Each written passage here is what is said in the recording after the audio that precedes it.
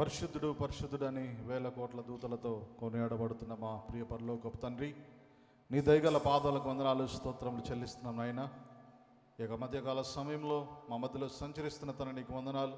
ఇప్పటి వరకు పాటల ద్వారా, ప్రార్థన మరియు ఆరాధన ద్వారా నేను స్తుతించుకుంటున్నాం, నీకు వందనాలు. మీకు పరలోకపు స్వరమును దేవా మాకు వినిపించమని, ఈ ప్రాముఖ్యమైన సమయంలో మీరు మాతో మాట్లాడమని సహాయం ఇచ్చామని అడుగుచున్నాం. మీ పరిశుద్ధాత్మ ద్వారా నీ దాసుని మీరు ఎత్తిపట్టుకొని నీ బూరగా శబ్దముగా వాడుకొని మాకు కావలసినటువంటి ఆత్మీయ ఆహారం మాకు అందించమని, వినగలిగే చెవులు గ్రహించే మనస్సు హృదయం మాకు దయచేయమని యేసునామమున అడుగుచున్నాము తండ్రి, ఆమేన్. దేవునికి స్తోత్రం కలుగును గాక. హల్లెలూయా. చేరొచ్చిన మీ అందరికీ హృదయపూర్వకమైన వందనాలు తెలియజేస్తున్నాం. దేవుని వాక్యాన్ని మనం ధ్యానించుకుందాం. దయచేసి గమనించండి, మరి క్రిస్మస్ దినాల్లో మనం ఉంటున్నాం కాబట్టి ఒక సందేశం మనము విందాం. మత్తయి సువార్త 2వ అధ్యాయము 9వ వచనం మనం చూడండి ఒకసారి. వారు రాజు మాట విని బయలుదేరి పోవచ్చుండగా, ఇదిగో తూర్పు దేశమున వారు చూచిన నక్షత్రం ఆ శిశువు ఉండిన చోటు మీదుగా వచ్చి నిలుచు వరకు వారికి ముందుగా నడిచాను. చిన్న ప్రార్థన. పరిశుద్ధుడా, నిలుచున్న నేను అల్పుడను కానీ మీ లేఖనాలు చాలా విలువైనవి, శ్రేష్టమైనవి. మా అందరితో సూటిగా మాట్లాడండి. నన్ను మిస్సులో చాటున మరుగు చేసి మీరే మా అందరితో మాట్లాడమని యేసు నామములో ప్రారంభిస్తున్నాము తండ్రి, ఆమేన్. జాగ్రత్తగా వినండి, కొద్ది నిమిషాలు దేవుని వాక్యాన్ని మనం ధ్యానించుకుందాం. ఈ జ్ఞానులు చేసినటువంటి పొరపాటు చిన్నది కాదు. జ్ఞానులు చేసిన పొరపాటు చాలా పెద్దది. చెప్పాలంటే ఆ రాజ్యములో ఉన్న పసిపిల్లల తల్లులందరి గుండె కోతకు, కడుపు కోతకు, శోకానికి కారణం ఈ జ్ఞానులే. ఎందుకంటే వాళ్ళు హేరోదు నద్దకు వెళ్ళకపోయి ఉంటే ఆ విధమైన పరిస్థితి అక్కడ ఏర్పడి ఉండేది కాదు. అయితే నేను ఇక్కడ చెప్పదలసిన విషయం ఏంటంటే, వాళ్ళు చేసిన పొరపాటు దేవునికి తెలుసు. వాళ్ళు హేరోదు దగ్గరికి ఎంటర్ అయినప్పుడే వాళ్ళు ఎంత పెద్ద తప్పు చేస్తున్నారో ఎవరికి తెలుసు? దేవునికి తెలుసు. ఇప్పుడు మరలా బయటికి వచ్చిన తర్వాత కూడా ప్రభువు దగ్గరికి నడిపించడానికి వాళ్ళ కోసం నక్షత్రాన్ని దేవుడు అలాగే ఉంచాడు. మీకు ఎంతమందికి అర్థమవుతుంది నేను చెప్తున్నది? ఒకసారి చేయెత్తి దేవుని స్తుతిద్దాం. హల్లెలూయా. అక్కడ ఆశ్చర్యం కలిగించే విషయం అది. అంత పెద్ద తప్పు చేసి, అంత పెద్ద పొరపాటు చేసి హేరోదు మాట విని బయలుదేరుతున్నారంట వాళ్ళు. చాలాసార్లు చూడండి, మనం దయ్యం మాటిని మన జీవితాలు కొనసాగిస్తుంటే కూడా దేవుడు ఇంకా మనల్ని గైడ్ చేస్తూ ఆయన మార్గంలోనికి నడిపించాలని, ఆయనకు సమీపస్తులుగా చేయాలని, ఆయనకు మిమ్మల్ని మరి యోగ్యులుగా మార్చుకోవాలని హేరోదు మాటని వాళ్ళు బయలుదేరుతుంటే వాళ్ళ కోసం నక్షత్రాన్ని దేవుడు అలాగే ఉంచినట్టు, మీరు ఎన్నోసార్లు అపవాది మాటకు లొంగిపోయి, అపవాది వైపు మీరు డైవర్ట్ అయ్యి, అపవాది చేత మీరు మరి వాడి యొక్క నడిపింపులో ఉన్నప్పటికీ కూడా దేవుడు ఇంకా మీ జీవితాన్ని ఏం చేయాలనుకుంటున్నాడు? సరి చేయాలని ఆయన ఆశపడుతున్నాడు. అందుకే మరి ఏ ఒక్కరు కూడా నశించుట దేవునికి ఇష్టమో లేదు అని వాక్యం సెలవిస్తుంది. అందుకే మీరు చూడండి, ఆ నక్షత్రం మరి అక్కడే నిలబడుకొని వాళ్ళని యేసయ్య దగ్గరికి తీసుకొని వచ్చేదాకా కూడా మరి ఆ నక్షత్రం మాయమైపోలేదు. దేవుడు గనక కోపగించి ఉంటే ఎంత పెద్ద పొరపాటు చేశారయ్యా బాబు, మీరు ఇంత దూరం బాగానే వచ్చారు, ఇంత దూరం వచ్చి ఇక్కడికి వచ్చిన తర్వాత ఈ పనికి మాలిన పని చేశారు అని చెప్పి దేవుడు వారి మీద కోపగించుకొని ఉంటే ఆ నక్షత్రం మాయమైపోయి ఉండేది. ఇంకా ఆ నక్షత్రం వాళ్ళు బయటకు వచ్చి చూసేసరికి ఆ నక్షత్రం ఉండేది కాదు ఇక. ఎందుకంటే వారు చేసిన తప్పు చాలా పెద్దది.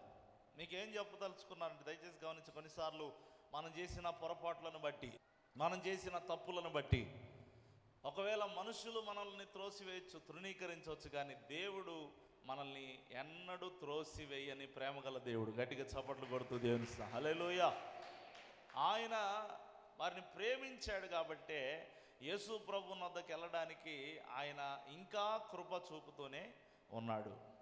మనం కూడా ఎంతోమంది జీవితాల్లో మరి దుఃఖాన్ని కలగజేసిన వారుగా, శోకాన్ని కలగజేసిన వారిగా, ఎన్నో పొరపాట్లు చేసిన వారిగా, తప్పులు చేసిన వారిగా ఉన్నప్పటికీ కూడా యేసయ్య మనల్ని రక్షించాలని, మార్పు చెందించాలని, మనల్ని తన ప్రణాళికలోనికి తీసుకోవాలని ఆయన ఎంతో ఆశ కలిగి ఉన్నాడు. అందుకోసమే ఇంకా నిన్ను బలపరచడానికి ఆయన నక్షత్రాలైనటువంటి కొంతమంది దేవుని బిడ్డల్ని, సువార్థికుల్ని, సందేశకుల్ని ఏమండి ఏదో ఒక విధంగా నిన్ను దారిలోకి తేవాలి, నిన్ను దారి తప్పిన నిన్ను తిరిగి మార్గములోనికి తీసుకొని రావాలి. దేవునికి స్తోత్రం, హల్లెలూయా. మంచిది. గమనించండి, దేవుడు ఆ నక్షత్రం అనేది అక్కడ దేవుడు అలాగే నిలబెట్టేసి వాళ్ళని దేవుని యొద్దకు, యేసు ప్రభుని వద్దకు నడిపించాడు. మీకు ఒక చిన్న బైబిల్ గ్రంథం నుంచి ఒక వ్యక్తిని నేను చూపిస్తాను. అతని పేరు ఏదోము. ఏదోము అంటే ఏమి లేదు, ఏషావు. ఏషావుకి ఇంకొక పేరు ఏదోము. ఈ ఏదోము మరి ఏ విధంగా పోల్చబడ్డాడు మనకు తెలుసు. అతను ఒక భ్రష్టుడని, ఏమని, అతను ఒక కఠినుడు, లేకపోతే అతను విలువ, దేని విలువ ఏంటో తెలియనటువంటి వాడు. యోదోముకు శ్రమ అని కూడా బైబిల్లో ఉంది. మీరు చూడండి ఒకసారి విలాప వాక్యములు 4వ అధ్యాయము 22వ వచనాన్ని మనం చూసినట్లయితే, సియోను కుమారి నీ దోష శిక్ష సమాప్తమాయను, ఇక మీదట ఆయన మరెన్నడూ నిన్ను చెరలోనికి కొనిపోడు.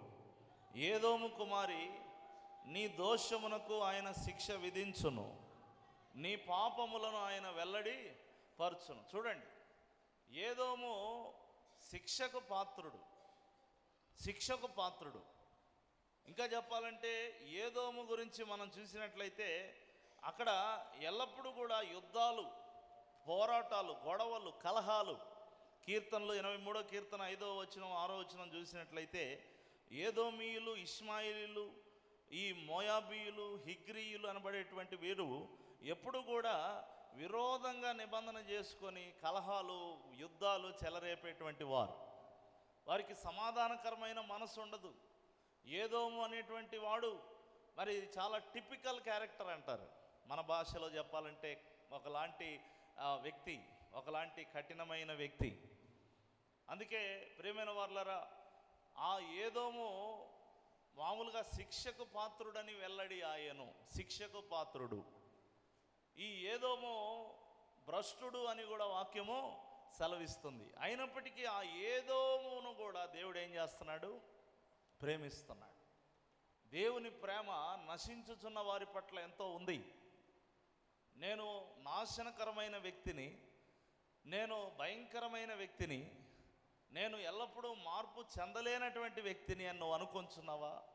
ఈరోజు దేవుడు అంటున్నాడు, నువ్వు ఎంత తప్పు చేసి, ఎంత ఘోరమైనటువంటి పాపములో నువ్వు పడిపోయినా నిన్ను ఆ పాపములో నుండి బయటికి తీసుకొని రాగల ఏకైక సమర్థుడు ప్రభు అయిన యేసుక్రీస్తు. నమ్మిన వాళ్ళు చప్పట్లు కొడుతూ దేవుని స్తుతిద్దాం. హల్లెలూయా.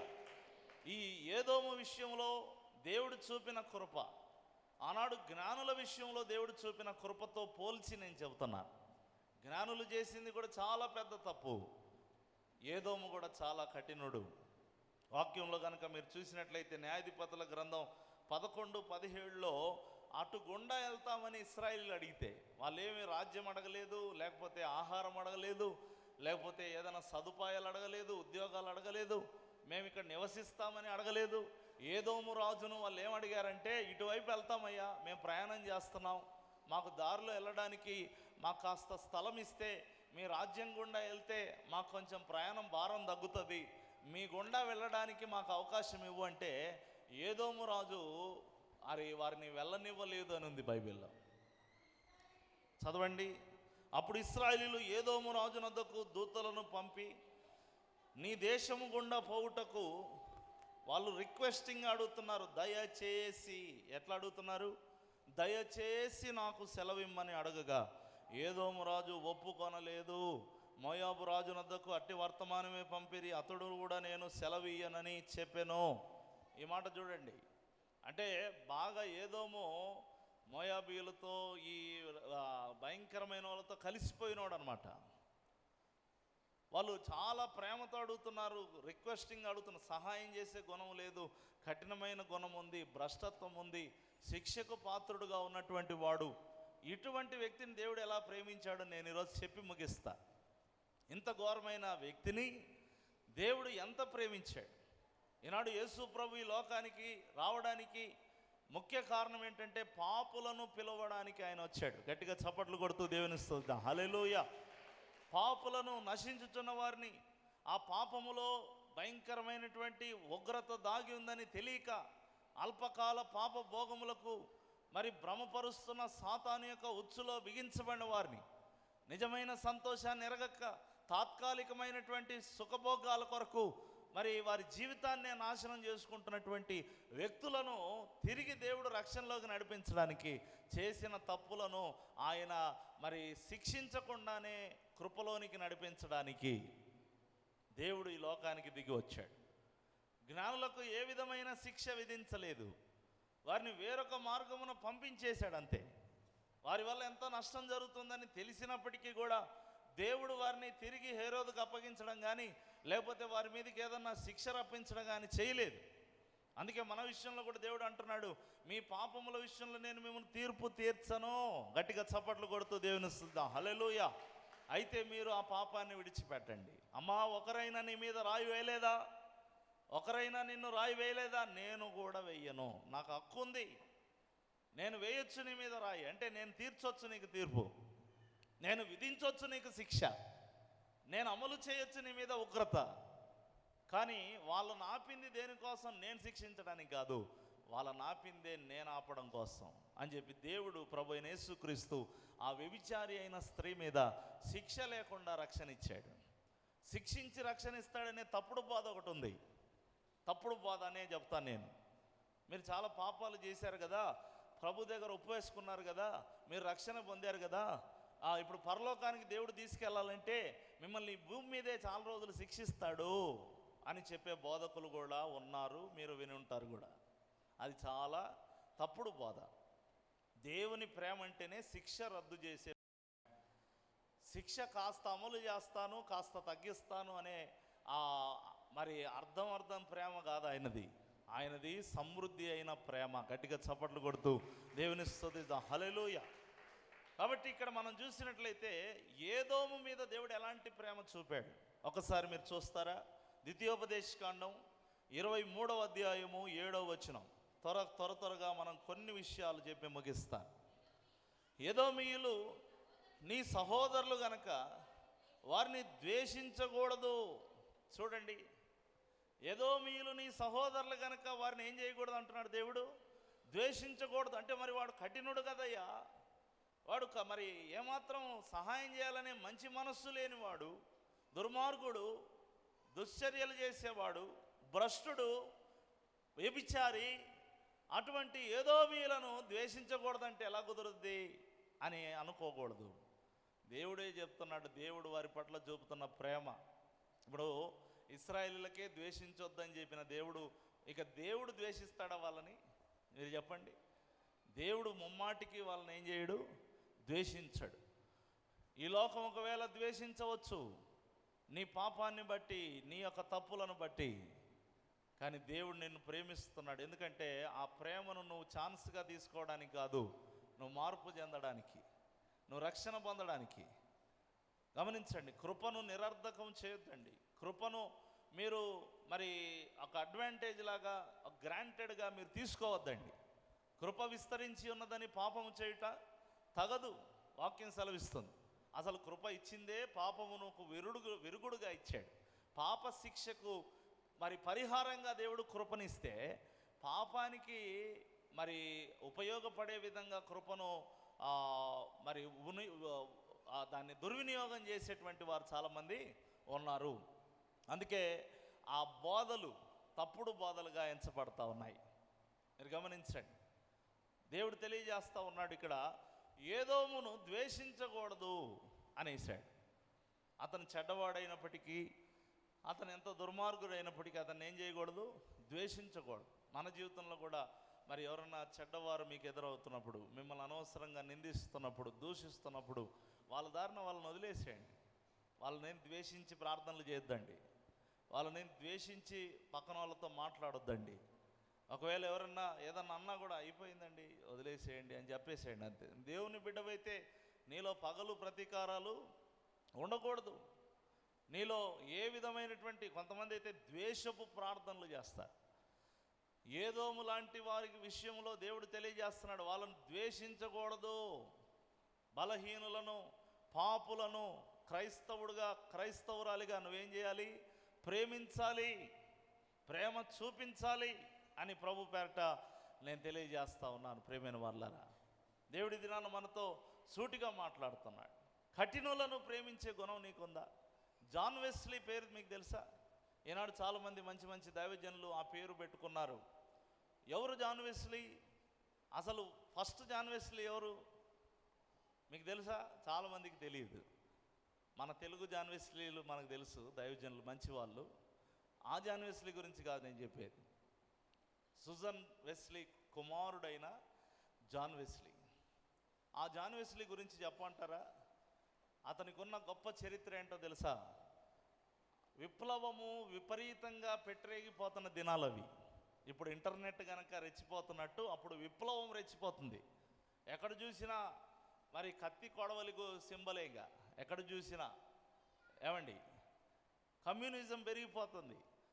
మనుషులో ఉన్న ప్రేమ ప్రేమ ప్రేమ విధానాలు తగ్గిపోయి జ్వాలలు రేగుతున్నాయి. విప్లవాత్మకమైన ఉపదేశాలు, విప్లవాత్మకమైన గుంపులు, అటు నక్సలైట్లు, మావోయిస్టులు, అది ఇది అని చెప్పి కమ్యూనిజం అంటే గొడవతోనే ఒక సమస్య పరిష్కారం అవుతుంది, కొట్లాడితేనే మనకు కావాల్సింది రాబట్టుకోగలుగుతాం, ఒకడిని తంతే తప్ప అవతలోడు దారిలోకి రాడు అనేదే విప్లవాత్మక చర్య.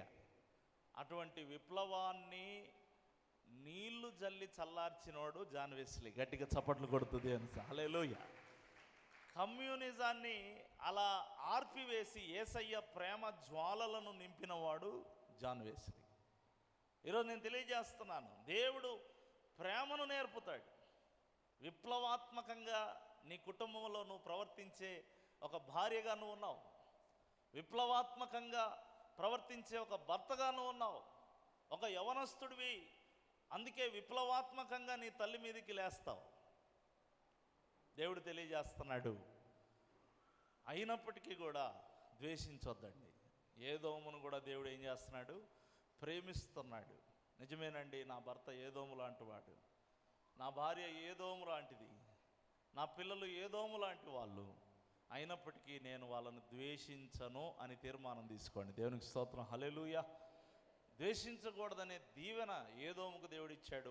ఈ లోకమంతటా కూడా అదే దీవెన దేవుడు అనుగ్రహిస్తున్నాడు.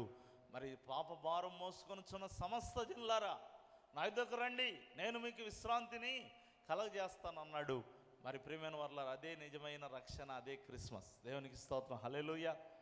ఇది శుభోదయం, క్రీస్తు జన్మదినం, ఇది లోక కళ్యాణం, యేసు జన్మదినం, యేసు జన్మదినం, ఇది శుభోదయం, క్రీస్తు జన్మదినం. రాజుల నేలేరా రాజు వెలసెను పశువుల పాకలో, పాపుల పాలిట రక్షకుడు నేను తల్లి కౌగిలిలో, భయము లేదు మనకిలలో, జయము జయము మయమహో, ఇది శుభోదయం, క్రీస్తు జన్మదినం. దేవునికి స్తోత్రం. హల్లెలూయా. పాపుల పాలిట రక్షకుడు, లోక కళ్యాణం కోసం. ఈ లోకం నశించిపోతుంది ఏదోములాగా, కఠినత్వంలో, పాపములో, భ్రష్టత్వంలో, భయంకరమైనటువంటి పాప భోగాలలో నాశనమవుతున్న ఈ లోకానికి రక్షకుడుగా ప్రభువైన యేసుక్రీస్తు వచ్చాడు. తర్వాత ఇంకో మాట నేను మీకు చూపిస్తాను, ముగించేస్తాను త్వరగా. మొదటి దినవృత్తాంతముల గ్రంథం 18వ అధ్యాయం 13వ వచనం.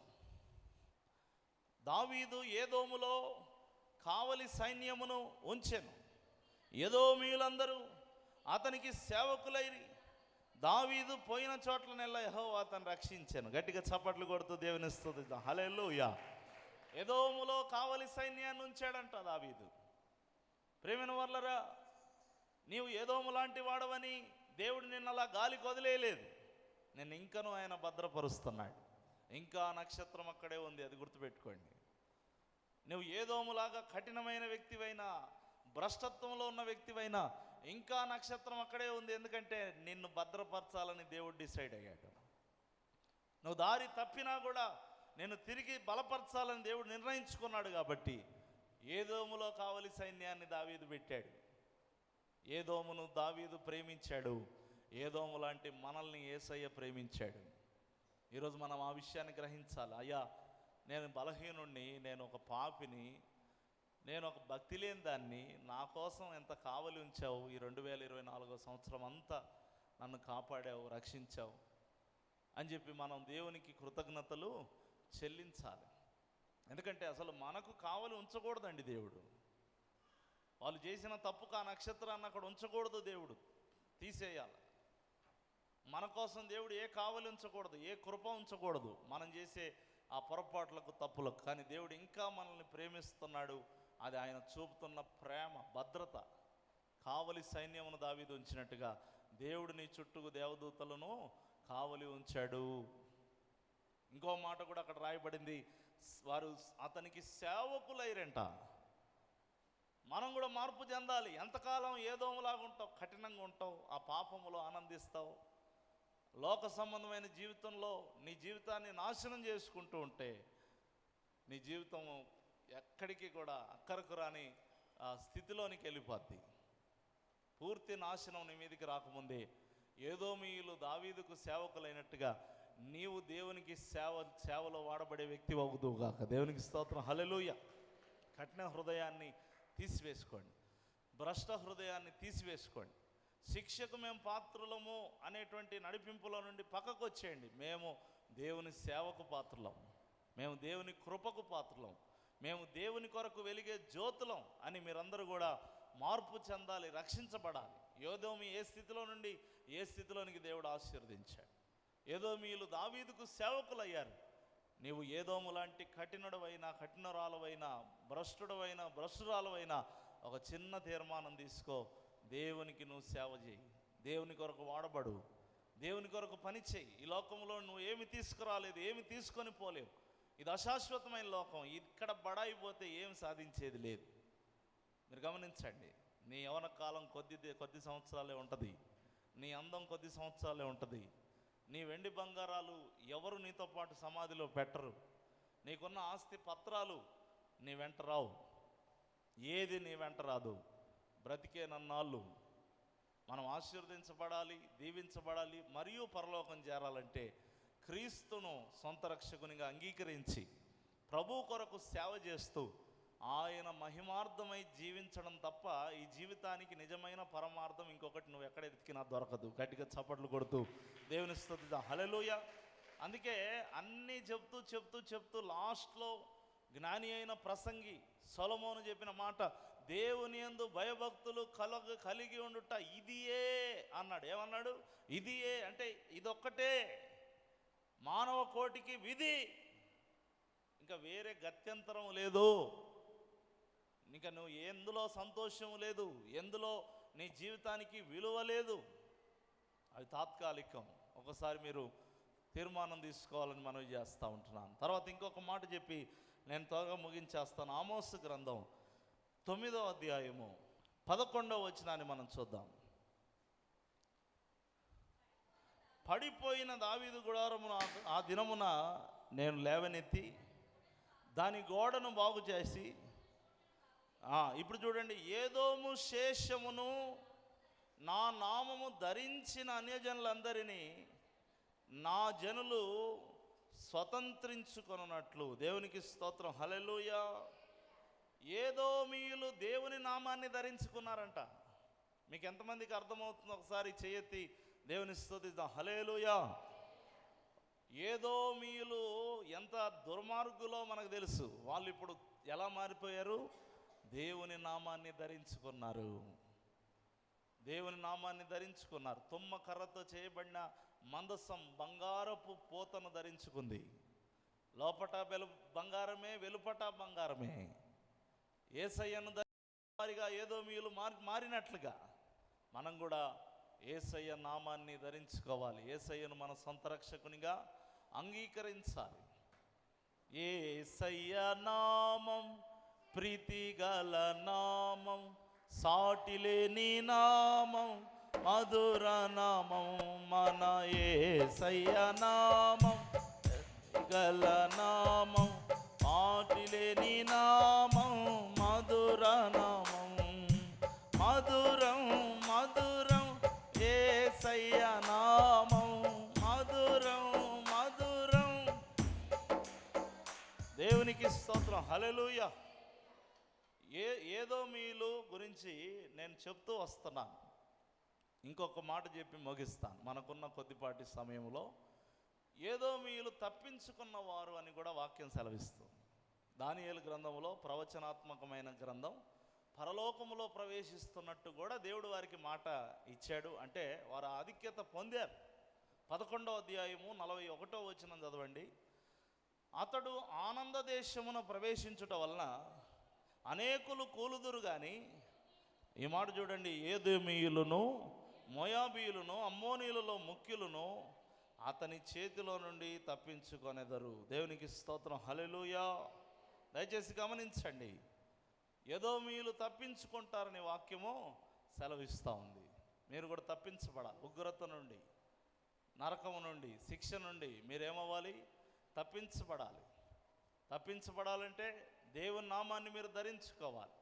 తప్పించబడాలంటే దేవుని యొక్క భద్రతలోనికి మీరు రావాలి. ఆయన భద్రతను తెలుసుకోవాలి. దేవునికి సేవకులుగా మీరు మారాలి. దేవుని పరిచర్యలో మీరు వాడబడాలి. దేవుని కొరకు ఒక అద్భుతమైనటువంటి ప్రేమను పొందిన, ఐక్యత పొందిన వారిగా మీరు రూపాంతరపరచబడాలని దేవుడు తెలియజేస్తూ ఉన్నాడు. మీరు గమనించండి. నేను మొన్నటి దినాన ఒక సందేశం చెబుతూ, ఈ క్రిస్మస్లో అందరూ పర్ఫెక్ట్గా కనిపిస్తారు, అలాగని వాళ్ళు మిస్టేక్స్ చేయలేదని కాదు. మనందరికీ తెలుసు, మరియా పవిత్రురాలు, యోసేపు నీతిమంతుడు, జకర్యా ఎలిజబెతులు నీతిమంతులు. ఏమండి, మరి ఇక్కడ ఉన్నటువంటి గొల్లలు కూడా వెంటనే స్పందించి దేవుని యొద్దకు వెళ్ళిన వారు, జ్ఞానులు దేవునికి విలువైనవి అర్పించి పూజించిన వారు, 2.5 సంవత్సరాలు దేవుని కోసం వారు సమయాన్ని హెచ్చించిన వారు, వీళ్ళందరూ కూడా చాలా పర్ఫెక్ట్గా కనిపిస్తారు. వాళ్ళలో ఉన్న లోపాలు బయటికి తీస్తే కూడా భలే వస్తాయి బయటికి. మీరు గమనించండి. ఉదాహరణ, జ్ఞానులు మనం చూస్తే వాళ్ళు ఎంతో పెద్ద పొరపాటు చేసి వాళ్ళ దారిన వాళ్ళు వెళ్ళిపోయారు. ఎన్నో కుటుంబాలు ఏడ్చాయి వాళ్ళ వల్ల. ఎంతోమంది తల్లులు 9 నెలలు మోసి కనిన బిడ్డలను అలా కళ్ళ ముందే చంపేస్తుంటే విపరీతమైనటువంటి అంగలార్పు, రామాలో అంగలార్పు వినపడేననుంది. అంటే మామూలుగా ఒక ఇంట్లో నుంచి ఏడుపు వినిపిస్తుంది మనకి, కానీ ఒక ఊరే ఏడుస్తుంటే ఎట్లుంటుంది ఊహించండి. ఒకసారి నేను ఒక సమాధి కార్యక్రమం వేరే ఊరికి వెళ్తే, ఒకటే రోజు యాక్సిడెంట్లో అదే లైన్లో 3 చనిపోయారంట. ఒక లైన్ అంతా ఏడుస్తుంటే వినడానికి చాలా ఎట్లా ఉందంటే చాలా ఘోరంగా ఉంది, చాలా భీకరంగా ఉంది. నేను అప్పుడు ఆలోచన చేశాను, 3 కుటుంబాలు ఏడుస్తుంటే ఇట్టుందంటే, రామ మొత్తం ఏడుస్తుంటే, అక్కడ అంగలార్పు వినిపిస్తుంటే ఎంత భయంకరంగా ఉంటుంది. ఆ ఏడుపంతటికి కారణము ఈ జ్ఞానులే. మీరు గమనించండి ప్రేమైన వాళ్ళారా. యోసేపు అనుమానించి మరియాను వదిలేయాలనుకున్నాడు. జకర్యా, అసలు నాకేమీ తెలియదు, నువ్వేం చెప్తున్నావో, ఇప్పుడు నాకు పిల్లలు పుట్టడం ఏంటని జకర్యా అతను అనుమానించి మగవాడైపోయాడు. మీరు గమనించండి. ఈ రీతిగా గొల్లలు మరి దేవుని యొద్దకు వచ్చారు, కానీ వారు ఎటువంటి కానుక తీసుకొని, ఒక గొర్రె పిల్లను కూడా తీసుకొని రాలేదు. వాళ్ళలో బలహీనతలు ఉన్నాయి. అయినప్పటికీ కూడా దేవుడు వారిని ప్రేమించాడు. ఈరోజు నిన్ను నన్ను ప్రేమిస్తున్నాడు. మనందరినీ రక్షించడానికి ఆయన పూనుకున్నాడు.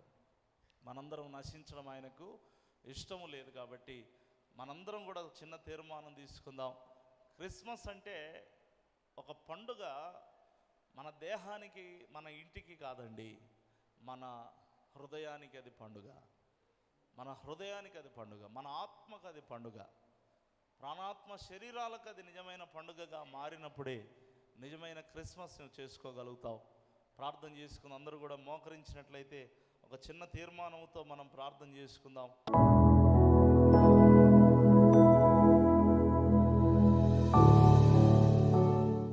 దేవుడు మనతో మాట్లాడి ఉన్నాడు.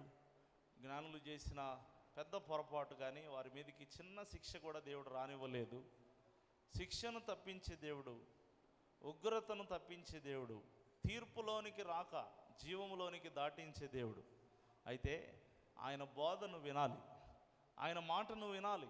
అప్పుడే నీకు శిక్ష తప్పించబడుతుంది, అప్పుడే నీ ఉగ్రత తప్పించబడుతుంది. ఈరోజు ఏదోమీల ద్వారా దేవుడు మనతో మాట్లాడాడు.